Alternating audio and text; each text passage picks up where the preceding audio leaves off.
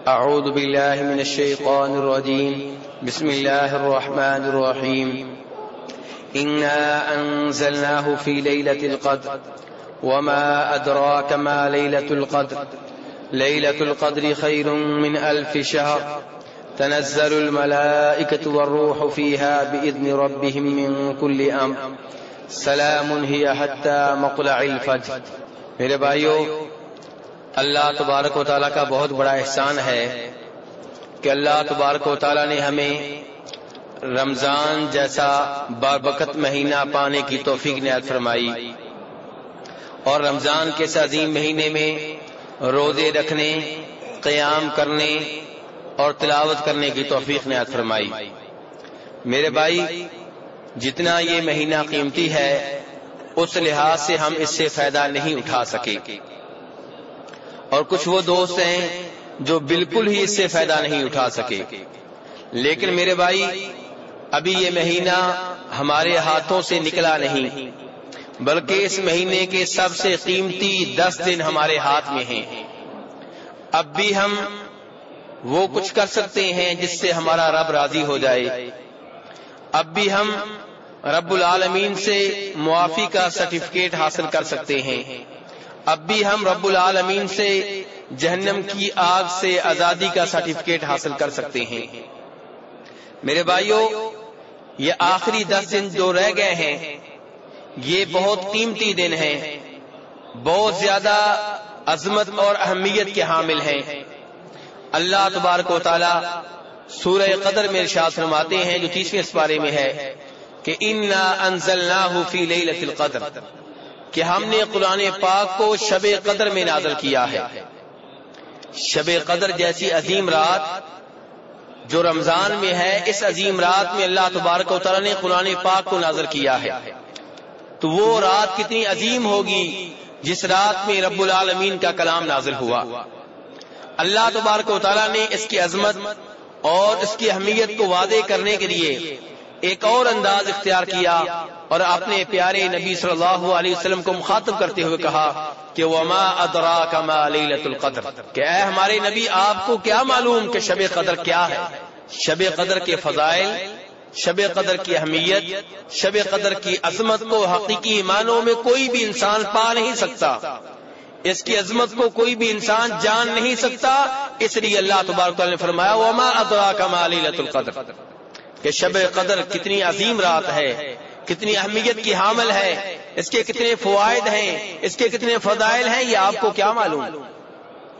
جب نبی صلی اللہ علیہ وسلم کو مخاطب کر کے یوں کہا جا رہا ہے، میں اور آپ تو بہت بعد کے لوگ ہیں، آگے فرمایا لیلۃ القدر خیر من 1000 شہر، شب قدر وہ عظیم رات ہے جو 1000 مہینوں سے بہتر ہے۔ وہ عبادت جو شب قدر میں کی جائے وہ ایک جانب، اور 1000 مہینے ایک جانب، اس ایک رات کی عبادت 1000 مہینوں کی عبادت سے بہتر ہے۔ 1000 مہینے میرے بھائیوں کتنی راتیں بنتی ہیں؟ 83 سال اور 3 مہینے بنتے ہیں، 83 سال 4 مہینے بنتے ہیں۔ 83 سال 4 مہینے آپ عبادت کرتے رہیں، آپ کی زندگی کا یہ پیریڈ ایک جانب، اور یہ شب قدر کی عبادت ایک جانب۔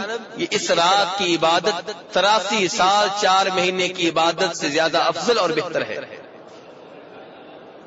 تنزل الملائکۃ والروح فیہا بإذن ربہم من کل امر، یہ وہ عظیم رات ہے جس میں فرشتے آسمان سے نازل ہوتے ہیں، جبریل علیہ السلام آسمان سے نازل ہوتے ہیں، اپنے رب کے حکم سے نازل ہوتے ہیں، اور اس عظیم رات میں ہر اہم کام کے فیصلے ہوتے ہیں۔ یہ رات سلامتی والی رات ہے، یہ رات امن والی رات ہے، فجر کے طلوع ہونے تک برکتیں نازل ہوتی رہتی ہیں، فرشتے نازل ہوتے رہتے ہیں، سلامتی برقرار رہتی ہے۔ میرے بھائی، اس صورت سے آپ نے اندازہ کر لیا ہوگا کہ شب قدر کی کتنی اہمیت ہے۔ آج ایک تاجر کو بتا دیا جائے، ایک کاروباری شخص کو بتا دیا جائے کہ ایک رات تم اتنا پرافٹ کما سکتے ہو جو تم 83 سال نہیں کما سکتے، تو وہ اس رات کا کتنا اہتمام کرے گا؟ اس رات کی اہمیت کا کتنا وہ اہتمام کرے گا، اس رات جاگے گا، اس رات سوئے گا نہیں، اس رات کا ایک ایک لمحہ اپنے کاروبار میں صرف کرے گا۔ میرے بھائی یہی میری اور آپ کی صورتحال ہے۔ ایک رات اتنی عظیم، اتنی اہمیت کی حامل کہ اس کی عبادت ایک جانب اور 83 سال 4 مہینے کی عبادت ایک جانب۔ تو میرے بھائی یہ کون سی رات ہے کہ جس رات میں قرآن پاک نازل ہوا، جس رات فرشتے نازل ہوتے ہیں، جس رات جبریل علیہ السلام نازل ہوتے ہیں، جو رات 83 سال اور 4 مہینوں کی عبادت سے بہتر ہے، اور وہ رات جس رات میں فیصلے ہوتے ہیں۔ یہ ایک ہی رات میں اتنے سارے کام ہوتے ہیں، لیکن افسوس سے کہنا پڑتا ہے کہ کچھ لوگوں نے اس رات کی اہمیت اس لحاظ سے کم کر دی کہ انہوں نے کہا کہ جس رات فیصلے ہوتے ہیں وہ شب قدر رات نہیں ہے، بلکہ وہ شعبان کی 15ویں رات ہے۔ اس رات کی ایک اہمیت کو یہاں سے اٹھا کے اس جانب لے گئے، اور میرے بھائی یہ نظریہ غلط ہے۔ شب برات کو جو ہم نے اہمیت دے دی ہے، یہ اہمیت قرآن و حدیث سے ثابت نہیں ہے، اور شب قدر کی جو اہمیت ہے اس کا ہم حق ادا نہیں کر رہے۔ ہمارے ہاں کہا جاتا ہے جی شعبان کی 15ویں رات کو فیصلے ہوتے ہیں۔ میرے بھائی قرآن پاک پڑھ کے دیکھ لیں، آپ کو معلوم ہو جائے گا کون سی وہ رات ہے جس رات فیصلے ہوتے ہیں۔ سورہ دخان کی تلاوت کیجئے، حامیم والکتاب المبین۔ اللہ تبارک و تعالیٰ قرآن پاک کی قسم اٹھا کے کہہ رہے ہیں، حالانکہ اللہ تبارک و تعالیٰ قسم نہ بھی اٹھائیں تو اللہ کی ہر بات معتبر ہے، ہر بات سچی ہے، لیکن جس بات کے اوپر قسم اٹھا رہے ہیں اس بات کی اہمیت کو واضح کرنے کے لیے قسم اٹھائی جا رہی ہے، اور جس چیز کی قسم اٹھائی جا رہی ہے وہ کیا ہے؟ قرآن ہے۔ فرمایا انا انزلناہ فی لیلۃ مبارکہ، ہم نے قرآن کو نازل کیا ہے ایک بابرکت رات میں۔ انا کنا منذرین، یہ قرآن کیوں نازل کیا، یہ کتاب کیوں نازل کی؟ فرمایا تاکہ لوگوں کو ہم ڈرائیں جہنم کی آگ سے، لوگوں کو ڈرائیں برے انجام سے، لوگوں کو خبردار کر دیں کہ اگر اللہ کی بات نہیں مانو گے، قرآن کے اوپر عمل نہیں کرو گے، قرآنی احکام کی فرما برداری نہیں کرو گے تو عذاب آنے والا ہے۔ فیہا یفرق کل امر حکیم، فرمایا یہ رات جس میں ہم نے قرآن نازل کیا وہی رات ہے جس رات میں ہر حکمت والے بڑے کام کے فیصلے ہوتے ہیں۔ تو یہ رات کیا شعبان میں ہے؟ فرمایا شہر رمضان الذی انزل فی القرآن، کہ جس رات قرآن نازل ہوا وہ رات رمضان کی رات ہے، شعبان کی نہیں ہے۔ قرآن نے بتا دیا وہ رات کس مہینے کی ہے؟ رمضان کی رات ہے۔ تو میرے بھائی شب برات کو جو اہمیت دے دی گئی ہے، شب برات میں جن بدتوں کا اہتمام کیا جاتا ہے، یہ ساری کی ساری باتیں شریعت کے خلاف ہیں۔ شب برات کی ایک اہمیت کیا بیان کی جاتی ہے؟ کہا جاتا ہے کہ نبی صلی اللہ علیہ وسلم کی بیگم ام المومنین عائشہ رضی اللہ عنہا ایک رات بیدار ہوئی، دیکھا رسول اکرم صلی اللہ علیہ وسلم گھر میں نہیں تھے۔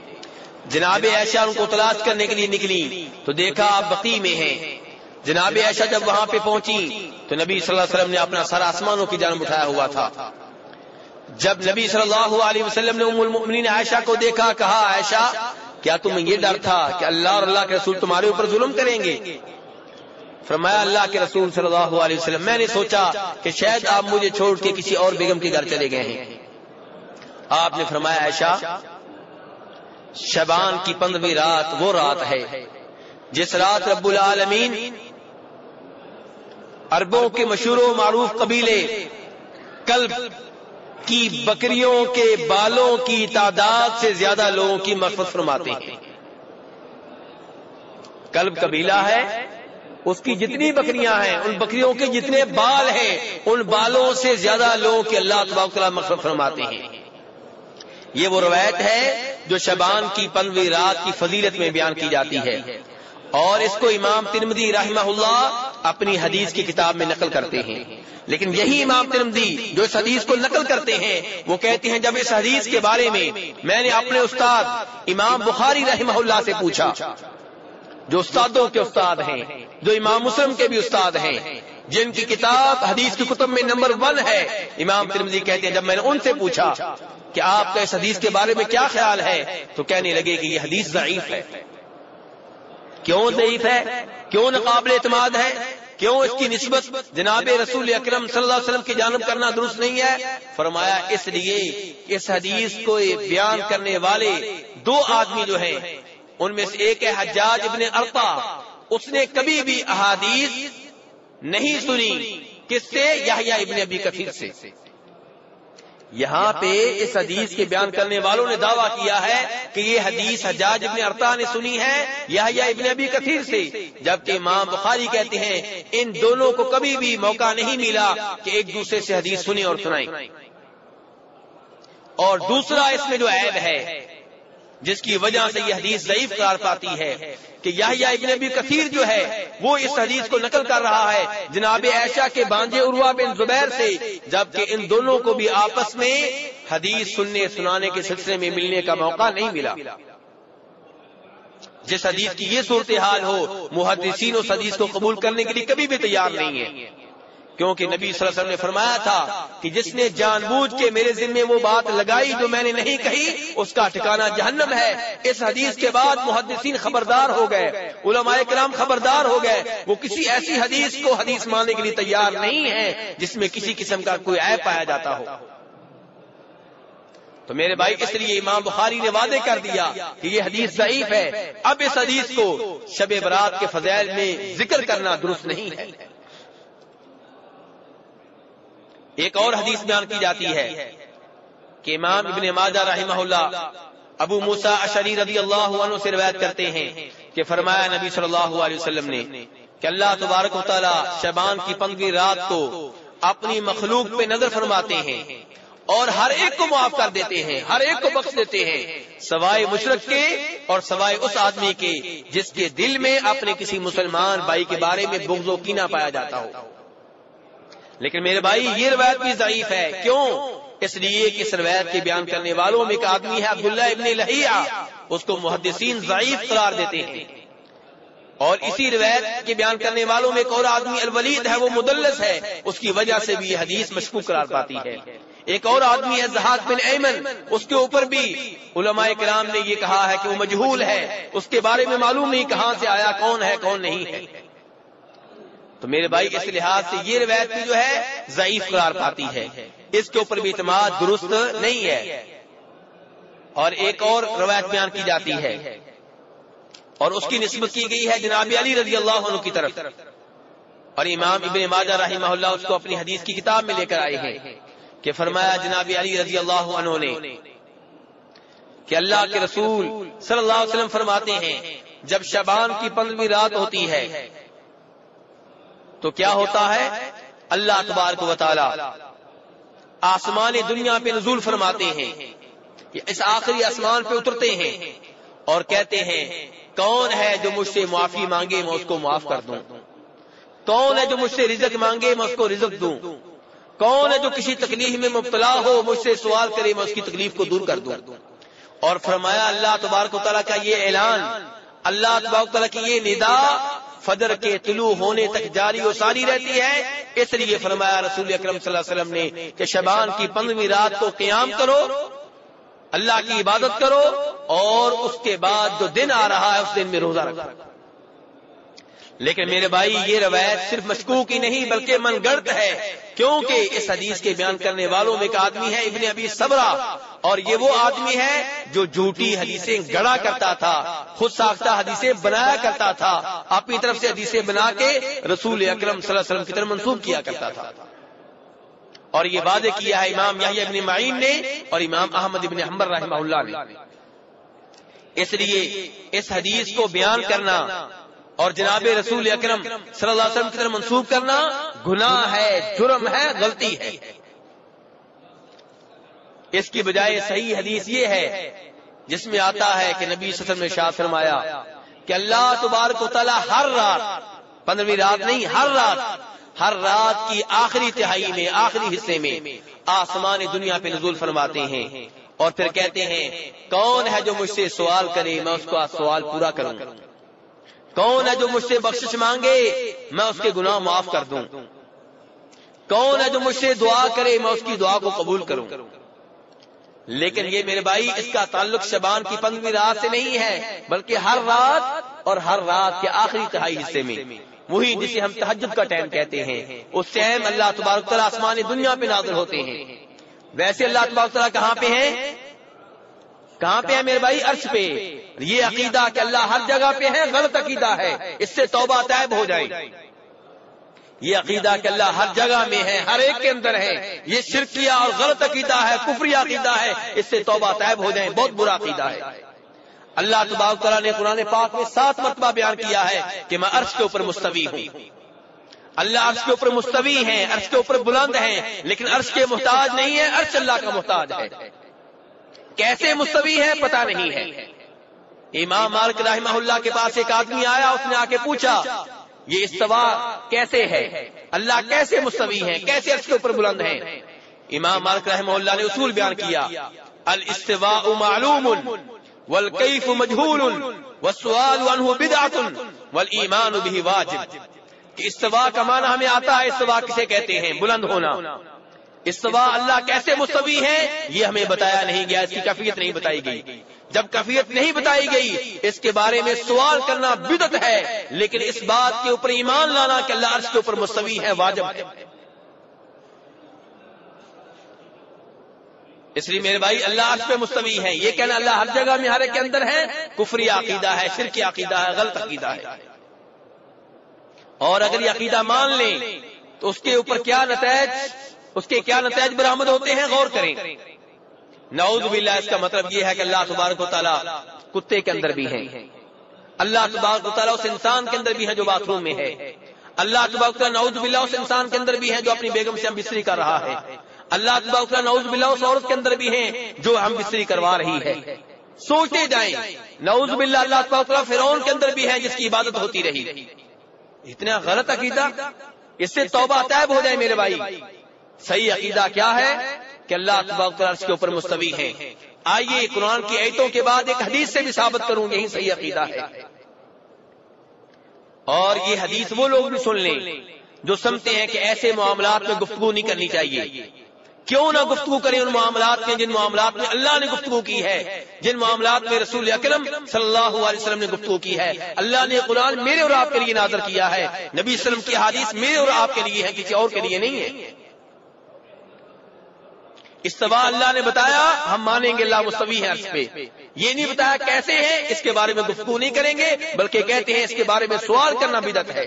لیکن جو بتا دیا اس کے اوپر ایمان لانا ضروری ہے، اس کے بارے میں اقرار کرنا ضروری ہے۔ امام مسلم رحمہ اللہ روایت کرتے ہیں کہ نبی صلی اللہ علیہ وسلم کے پاس ایک آپ کے صحابی آئے، آ کر کہنے لگے اللہ کے رسول صلی اللہ علیہ وسلم، اپنی ایک لونڈی کو آزاد کرنا چاہتا ہوں۔ فرمایا اسے میرے پاس لے کر آؤ۔ اسے لایا گیا، رسول اکرم صلی اللہ علیہ وسلم پوچھ رہے ہیں کس سے؟ لونڈی سے۔ یہ کوئی صدیق نہیں ہے، کوئی فاروق نہیں ہے، کوئی عثمان نہیں ہے، کوئی جناب علی نہیں ہے رضی اللہ تعالیٰ عنہ، ایک لونڈی ہے۔ کون سی لونڈی؟ عام سی لونڈی جو بکریاں چراتی ہے۔ اس سے آپ نے پوچھا این اللہ، اللہ کہاں ہے؟ کون پوچھ رہے ہیں؟ نبی صلی اللہ علیہ وسلم۔ کس سے پوچھ رہے ہیں؟ ایک عام سی لونڈی سے پوچھ رہے ہیں جو بکریاں چراتی ہے۔ اسے پوچھیں اللہ کہاں ہے؟ اس نے کہا فی السماء، اللہ کہاں ہے؟ آسمانوں پہ ہے، اللہ اوپر ہے۔ آپ کا اگلا سوال یہ تھا من انا، میں کون ہوں؟ کہنے لگی انت رسول اللہ، آپ اللہ کے رسول ہیں صلی اللہ علیہ وسلم۔ آپ نے فرمایا اعتقها فانها مؤمنہ، میرے صحابی اس لونڈی کو آزاد کر دو۔ میں نے سوال کیے، نتیجہ یہ معلوم ہوا کہ یہ مومن ہے۔ اس کے ایمان کو آپ نے کیسے جانچا؟ کیا آپ نے یہ پوچھا کہ اللہ کے اوپر ایمان لاتی ہو؟ نہیں، آپ نے پوچھا اللہ کہاں ہے۔ اس کا مطلب یہ ہے کہ اللہ کے اوپر ایمان لانے میں یہ سوال بنیادی حیثیت رکھتا ہے کہ اللہ کہاں ہے۔ اور آج لوگ کہتے ہیں نہیں اس بات کو نہ چھیڑیں، یہ بات نہ کریں، کہ ہم ہم صحیح عقیدہ پیش نہ کریں اور لوگ غلط عقیدہ پھیلاتے رہیں کہ اللہ ہر جگہ پہ ہے، ہر جگہ پہ ہے۔ لوگ اپنی نعتوں میں، اپنی نظموں میں، اپنی شعر و شاعری میں یہ غلط عقیدہ بیان کرتے رہیں کہ اللہ ہر جگہ پہ ہے۔ نہیں میرے بھائی، اللہ کہاں پہ ہے میرے بھائی؟ اللہ عرش پہ مستوی ہیں، لیکن جاننے کے لحاظ سے، سننے کے لحاظ سے، پکڑ کے لحاظ سے، قوت کے لحاظ سے، قدرت کے لحاظ سے اللہ تبارک و تعالی ہر جگہ پہ ہے. یعنی کہ عرش پہ مستوی ہونے کے باوجود اللہ ہر ایک کی بات کو اچھی طرح سن رہے ہیں، ہر ایک کو اچھی طرح دیکھ رہے ہیں، ہر ایک اوپر اللہ کا مکمل طور پہ کنٹرول ہے، کوئی بھی اللہ کے کنٹرول سے باہر نہیں. تو یہ ہے میرے بھائی صحیح عقیدہ. تو بار کہنے کیا لگا تھا کہ مسلم شریف کی حدیث میں کیا ہے کہ اللہ تبارک و تعالیٰ ہر رات کی آخری تہائی میں آسمان دنیا پہ نزول فرماتے ہیں. کیسے؟ پتہ نہیں. نزول فرماتے ہیں جی، یہ فرماتے ہیں. کیسے کے بارے میں پتہ نہیں ہے. نزول کے اوپر اس بات میں ایمان لانا ضروری ہے کہ اللہ ہر رات کی آخری تہائی میں آسمان دنیا پہ نزول فرماتے ہیں. کیسے؟ یہ بدعت ہے، یہ سوال کرنا ہی جرم ہے، کیونکہ کیفیت نہیں بتائی گئی. تو بہرحال یہ ہے صحیح حدیث. اور یہ جو کہا جاتا ہے کہ شعبان کی 15ویں رات کو نازل ہوتے ہیں، یہ غلط ہے. ہر رات میں نازل ہوتے ہیں. اس میں شعبان کی 15ویں رات کی کوئی الگ سے خصوصیت اور فضیلت نہیں ہے. ایک اور روایت جو آخری روایت بیان کروں گا، جو شعبان کی 15ویں رات کے سلسلے میں بیان کی جاتی ہے، وہ کیا ہے کہ رسول اکرم صلی اللہ علیہ وسلم نے جناب علی رضی اللہ عنہ سے کہا کہ علی، جو شعبان کی 15ویں رات کو 100 رکعتیں ادا کرے اور ہر رکعت میں سورہ فاتحہ پڑھنے کے بعد 10 مرتبہ سورہ قل اللہ احد پڑھے. جب ہر رکعت میں 10 دفعہ سورہ قل اللہ احد پڑھی جائے گی، کتنی مرتبہ ہو گئی جی؟ یار اتنے کمزور تو نہیں آپ حساب میں، کاروباری آدمی بیٹھے ہوئے ہیں. 200 1000. اس لیے لوگوں نے عربی میں اس کا نام رکھا ہوا ہے صلاۃ الالفیہ، 1000ویں نماز. تو فرمایا روایت کیا ہے، جھوٹی روایت جو بیان کی جاتی کیا ہے کہ آپ نے جناب علی سے کہا جو شعبان کی 15ویں رات میں 100 رکعتیں ادا کرے، ہر رکعت میں سورہ فاتحہ پڑھے، سورہ فاتحہ کے بعد 10 مرتبہ سورہ اخلاص کی تلاوت کرے، کیا ہوگا؟ اللہ تبارک و تعالی اس آدمی کی ہر حاجت کو پورا کریں گے اور اسے 1000 حوریں دیں گے. کتنی حوریں؟ کیونکہ 1000 دفعہ سورہ اخلاص پڑھی ہے نا، 1000 حوریں ملیں گی. ہر حور کے پاس 1000 غلام ہوگا، 1000 بچہ ہوگا. اور اس آدمی کے والدین کو موقع دیا جائے گا، والد کو الگ، والدہ کو الگ، کہ والد 1000 آدمی کی شفاعت کر سکتا ہے اور والدہ بھی 1000 آدمی کی شفاعت کر سکتی ہے. یہ ہے ایک من گڑت روایت. کتنی من گڑت روایت ہے، انتہا درجے کا جھوٹ ہے یہ روایت. اسی لیے اس روایت کو کون سے اماموں نے بیان کیا ہے اور کن کتابوں میں بیان کیا ہے؟ اس روایت کو ان اماموں نے بیان کیا ہے اور ان کتابوں میں بیان کیا ہے جو کتابیں انہوں نے مخصوص کر دی ہیں جھوٹی روایات کو جمع کرنے کے لیے. یعنی مستقل کتابیں لکھی گئی ہیں جن کتابوں میں وہ روایات جمع کی گئی ہیں جو جھوٹے طور پہ جناب رسول اکرم صلی اللہ علیہ وسلم کی طرف منسوب کر دی گئی ہیں، ان میں اس روایت کو ذکر کیا گیا ہے. چنانچہ امام ابن جوزی نے روایت کیا ہے اس کو اپنی کتاب الموضوعات میں، اور ذکر کرنے کے بعد کہتے ہیں لا نشک فی ھذا الحدیث انہ موضوع. ہمیں اس روایت کے بارے میں کوئی شک و شبہ نہیں ہے کہ یہ من گڑت ہے، جھوٹی ہے. اور امام ابن قیم رحمہ اللہ نے اس کو روایت کیا المنار المنیف میں، اور اس کے بعد کہتے ہیں مجھے حیرت ہوتی ہے، مجھے تعجب ہوتا ہے اس آدمی کے اوپر جس کا حدیث کے علم سے تھوڑا سا بھی تعلق ہے اور وہ ایسی روایت کے اوپر یقین رکھتا ہے. اسی طرح امام شوکانی نے، امام سیوطی نے، ان تمام اماموں نے اس روایت کو اپنی ان کتابوں میں ذکر کیا ہے جو انہوں نے اسپیشلی لکھی ہے ان روایات کو جمع کرنے کے لیے جو جھوٹے طور پہ منسوب کر دی گئی ہیں جناب رسول اکرم صلی اللہ علیہ وسلم کی طرف. علماء کرام نے تو اتنی محنت کی ہمیں بتانے کے لیے کہ جھوٹی روایات ہیں، پھر ہم ان کو ممبروں میں محرابوں کے اوپر بیان کریں اور یہ نہ واضح کریں کہ جھوٹی روایت ہے. کتنے افسوس کی بات ہے، کتنا افسوس ہے ایسے مولویوں کے اوپر، کتنا افسوس ہے ایسے قاریوں کے اوپر، کتنا افسوس ہے ایسے حافظوں کے اوپر. اور رسول اکرم صلی اللہ علیہ وسلم کیا فرماتے ہیں کہ من کذب علی متعمدا فلیتبوأ مقعدہ من النار، کہ جو میرے ذمے جان بوجھ کے ایسی بات لگائے جو میں نے نہیں کہی اس کا ٹھکانہ جہنم ہے. تو بہرحال میرے بھائی کہنے کا مطلب یہ ہے کہ وہ رات جس رات فیصلے ہوتے ہیں وہ شعبان کی 15ویں رات نہیں ہے، بلکہ وہ شب قدر ہے جو رمضان میں ہوتی ہے. علماء کرام کے اس بات پہ اتفاق ہے کہ شب قدر کس مہینے میں ہے؟ رمضان کے مہینے میں۔ اب رمضان کے مہینے میں کون سی رات ہے؟ اس بارے میں علماء کرام کے مابین اختلاف ہے، بہت وسیع اختلاف ہے، بہت گہرا اختلاف ہے، لیکن اکثریت علماء کرام کی یہ کہتی ہے کہ یہ رات رمضان کے آخری عشرے میں ہے، اور یہی بات صحیح ہے کیونکہ امام بخاری رحمہ اللہ روایت کرتے ہیں ابو سعید خدری رضی اللہ عنہ سے کہ فرمایا نبی صلی اللہ علیہ وسلم نے فابتغوها فی العشر الاواخر، کہ اس رات کو تلاش کرو رمضان کے آخری 10 دنوں میں، رمضان کی آخری 10 راتوں میں، رمضان کے آخری عشرے میں۔ اور علماء کرام کی اکثریت کا یہ بھی کہنا ہے کہ یہ رمضان کے آخری عشرے کی طاق راتوں میں سے ایک رات ہے، 21ویں رات یا 23ویں یا 25ویں یا 27ویں یا پھر 29ویں رات۔ کیا دلیل ہے؟ امام بخاری رحمہ اللہ روایت کرتے ہیں ام المومنین عائشہ رضی اللہ عنہا سے کہ فرمایا نبی صلی اللہ علیہ وسلم نے تحروا لیلۃ القدر فی الوتر من العشر الاواخر فی رمضان، کہ شب قدر کو تلاش کرو رمضان کے آخری عشرے کی طاق راتوں میں۔